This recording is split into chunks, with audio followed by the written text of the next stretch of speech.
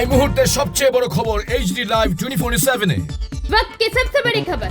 Breaking news now on HD Live 24/7। রাজ্যের উচ্চশিক্ষার মানোন্নয়ন এবং সার্বিক পরিকাঠামো খতিয়ে দেখতে বিশেষ উদ্যোগ। সেদিকে লক্ষ্য রেখে উচ্চশিক্ষা দপ্তরের মন্ত্রী কিশোর বর্মনের সভাপতিত্বে বৃহস্পতিবার এমবিবি কলেজের কনফারেন্স হলে অনুষ্ঠিত হলো এক উচ্চ পর্যায়ের পর্যালোচনা সভা। এদিনের এই গুরুত্বপূর্ণ পর্যালোচনা সভায় মন্ত্রী কিশোর বর্মন ছাড়াও উপস্থিত ছিলেন আগরতলা পুর নিগমের মেয়র দীপক মজুমদার এবং এমবিবি বিশ্ববিদ্যালয়ের উপাচার্য। পাশাপাশি এমবিবি কলেজ, আইন কলেজ ও বিবিএমসি কলেজের অধ্যক্ষগণ এবং উচ্চশিক্ষা দপ্তরের পদস্থ আধিকারিকরা সভায় অংশ নেন।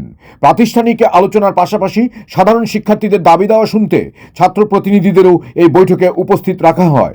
এদিন সংবাদ মাধ্যমের মুখোমুখি হয়ে উচ্চশিক্ষা মন্ত্রী কিশোর বর্মন বলেন, রাজ্য সরকার জাতীয় শিক্ষানীতি 2020 সফলভাবে বাস্তবায়ন করতে এবং শিক্ষার্থীদের মধ্যে মূল্যবোধ ভিত্তিক শিক্ষার প্রসারে সম্পূর্ণ রূপরেখা তৈরি করছে।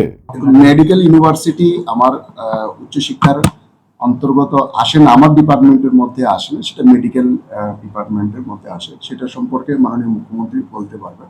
বাকি মহিলা বিশ্ববিদ্যালয় এবং টেকনিক্যাল বিশ্ববিদ্যালয়, যেটা আমরা অ্যাসেম্বলিতে বিল পাস হয়েছে এবং সেটা আমাদের গভর্নরেরও এটা অনুমতি হয়ে গেছে, আমাদের পক্ষ থেকে নোটিফিকেশনও বেরিয়ে গেছে।